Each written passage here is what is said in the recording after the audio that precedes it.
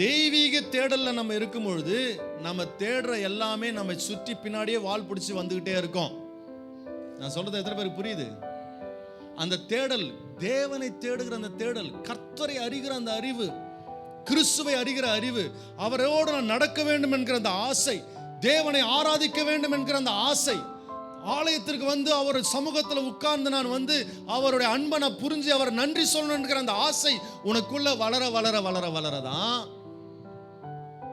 நீ தேடுற பத்தியா, தேடணும்னு உலகம் நினைக்கிறது பத்தியா, அது உன் பின்னாடி வால் பிடிச்சிட்டே வரும். அதுக்கு தெரியும் இவன் கிட்ட போனாதான் நான் நல்லா இருப்பான்னு அதுக்கு தெரியும். இது அப்படியே உல்டாவாகி போச்சு ஜனங்களுக்குள்ள. எப்படி ஆகி போச்சுன்னா, முதல்ல அவங்களுக்குள்ள இந்த உலகத்துல பார்க்குற எல்லா ஆசையுமே உள்ள அப்படியே அடக்கிட்டு பின்னாடி கர்த்தர் போயிட்டார். ஆண்டவர் இன்னைக்கு இதெல்லாம் செஞ்சு கொடுங்க, இதெல்லாம் உனக்கு நான் செஞ்சு கொடுக்குறேன். ஆண்டவர் சொல்ற தெரியுமா, இதெல்லாம் ஓரம் வச்சிரு, என்ன நீ தேடு. உன் சரீரத்தை ஆசைக்கு, உன் மாம்சத்தினுடைய ஆசைக்கு எல்லாத்தையும் தேடிட்டு என்ன பின்னாடி வச்சிடுற. அப்புறம் எனக்கு ஆண்டவர் எதை செய்யல, அதை செய்யல, எனக்கு எவ்வளோ கஷ்டம் இருக்கு தெரியுமா, எனக்கு எவ்வளோ ஆசை இருக்கு தெரியுமா. எல்லாம் ரைட்டு, எல்லாருக்குள்ளேயும் எல்லாரும் ஆசையும் இருக்கு. ஆசைக்கு வந்து முடிவே கிடையாதுங்க. ஆசைக்கு அளவே கிடையாது. அது ஒன்று எங்கேயாவது இழுத்துட்டு போய் மூளையில முட்டு சந்திர நிற்க வச்சிரும்.